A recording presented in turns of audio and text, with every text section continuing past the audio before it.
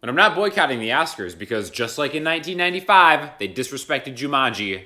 I like to answer questions that I get on YouTube, so let's get to it. Hey Sean, unrelated to this video, how do you choose your voicings when rearranging a song? Do you use voice leading in the bass notes, or do you prefer having a strong melody in the top notes? Or do you try to leave the melodies to the singers?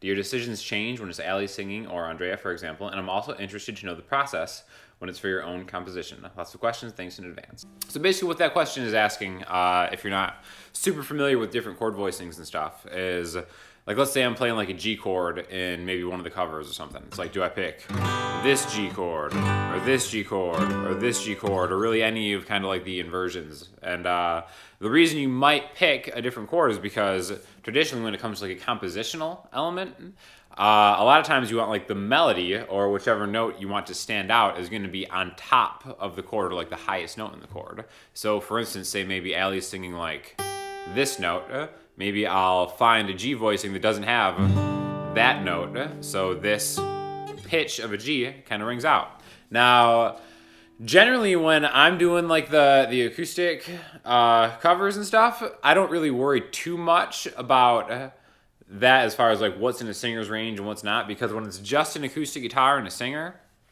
I don't feel it makes that huge of a difference. I'm more just kind of trying to find like the right vibe for the chord that I'm picking, which invariably leads me to some kind of like major 7 or minor 11 chord or something like that.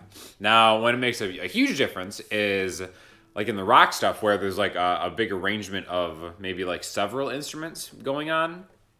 And that's something that I really learned over time. Like I remember like the first kind of songs that I started recording, I'd use like a lot of like bar chord, like rock kind of things. But then once you get it in like a mix with a bunch of other instruments, it just all jumbles together and it sounds kind of muddy.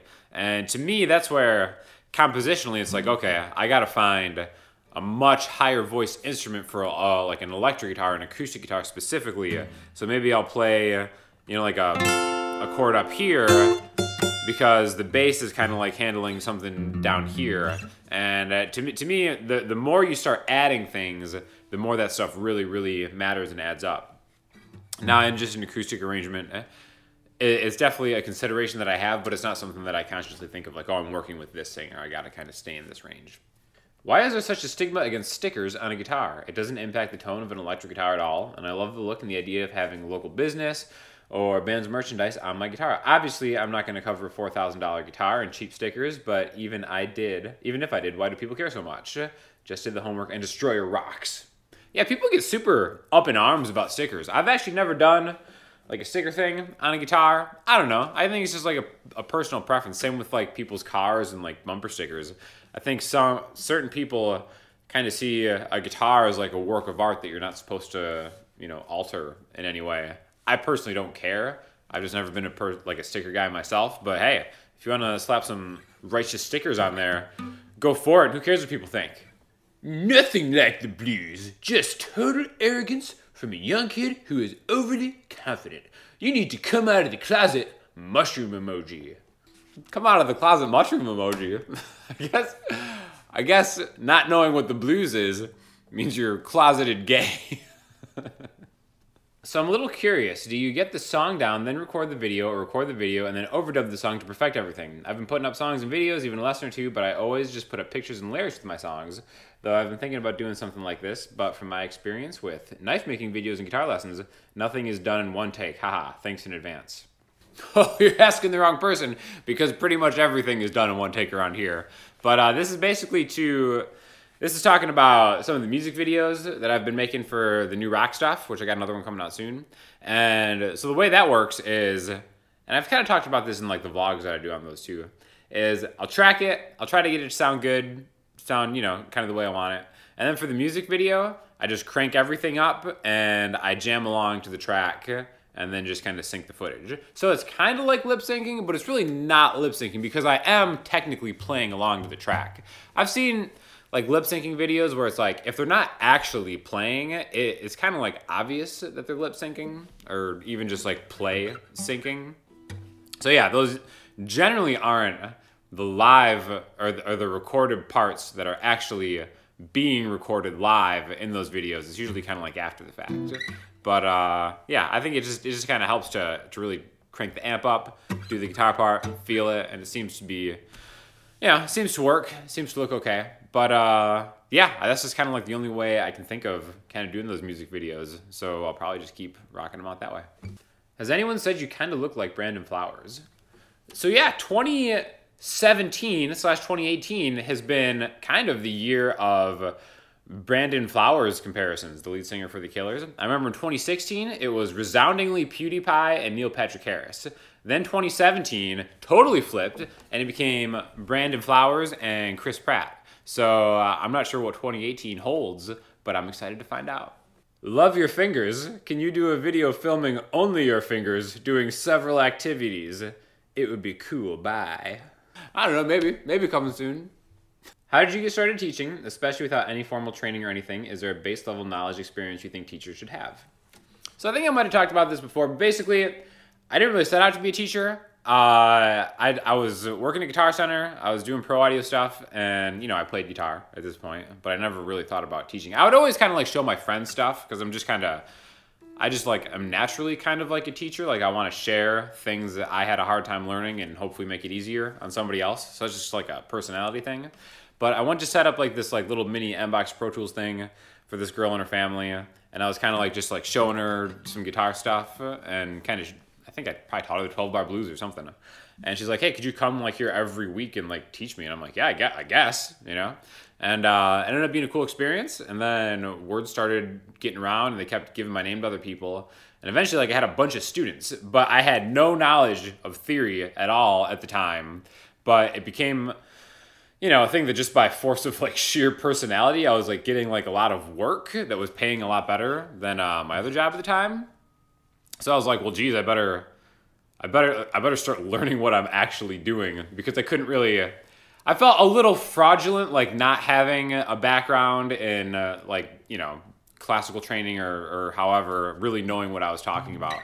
So I actually kind of hit the books and kind of self-taught myself all the theory and stuff. But as far as like base level of like maybe what you should do if you want to get into teaching, I think it's just being able to feel like you can confidently answer questions that people have, and different students will have different, you know, questions and different genres and stuff like that. But the thing for me was being able to answer the theory questions. Like everything else, you know, was like fine. I could be like, oh, this is play this, put your finger here. But as far as like, oh, like that's a major third or that's a minor arpeggio or something, I was totally in the dark and I didn't know what was going on. And I'm also not the person that's gonna like fake answer a question. That drives me crazy. Like when you ask somebody a question and you can tell they obviously don't know, so they just try to like create this like intricate maze of roadmap of words and stuff to try to get you lost, so you like forgot your question in the first place.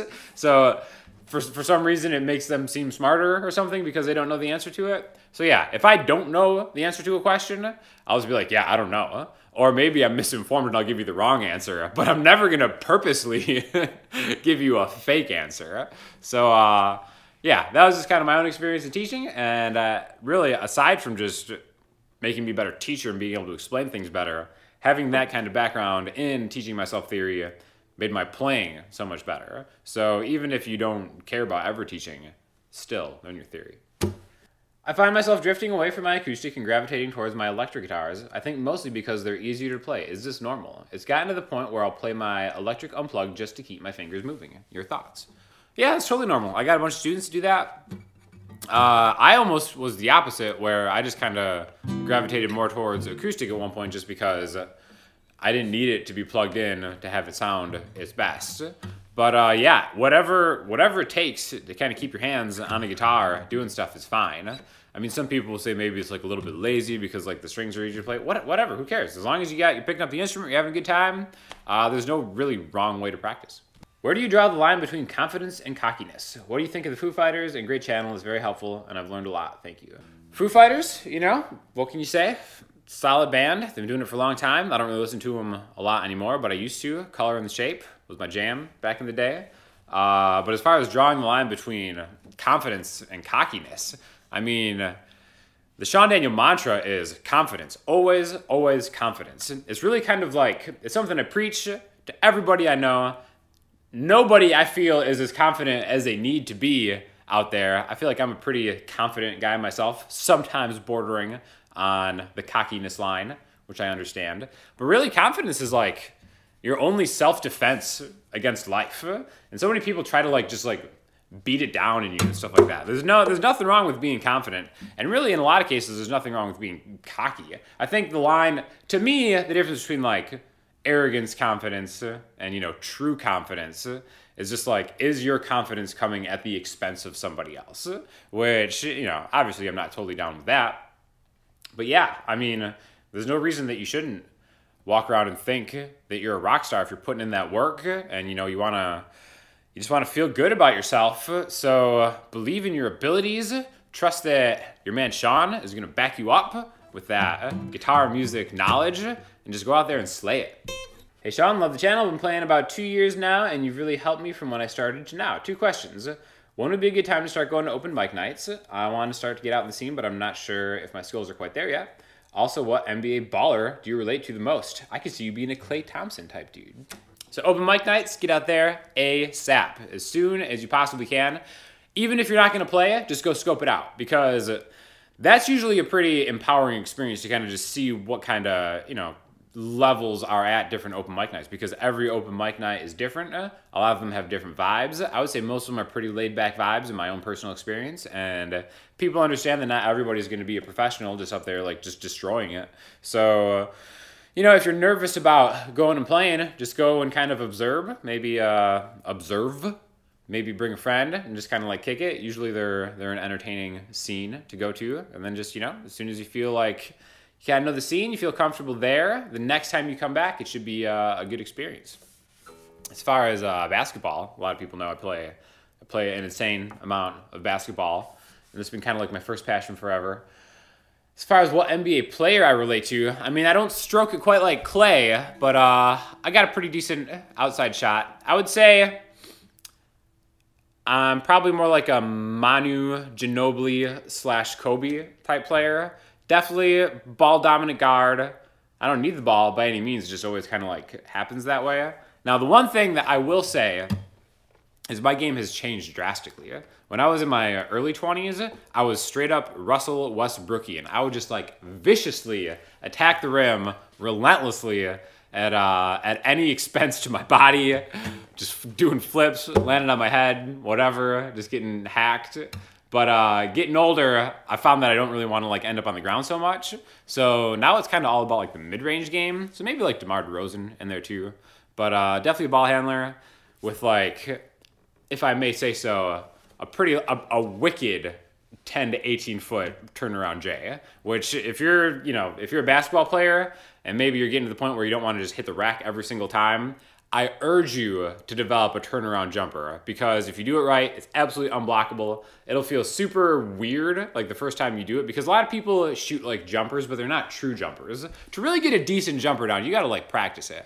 And if you can get a turnaround J down, unguardable. So I guess, yeah, Ginobili, Kobe, maybe like Goran Dragic is probably like another comp I've got out there. Those are kind of like my basketball spirit guides, I suppose. Include your thoughts on Incubus in question time. Let's make them listening homework.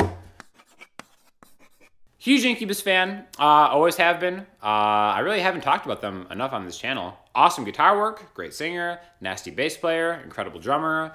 DJ is a DJ, you know, that's cool, whatever. But definitely gonna throw you to one of my favorite Incubus tracks right now. I think Morning View is probably my favorite Incubus record. But yeah, if you're not familiar with them, awesome live band too. Check them out. And if you have any questions or comments, hit me up in the comment section, Instagram, Twitter, the website. I'll talk to y'all soon. Thanks a lot.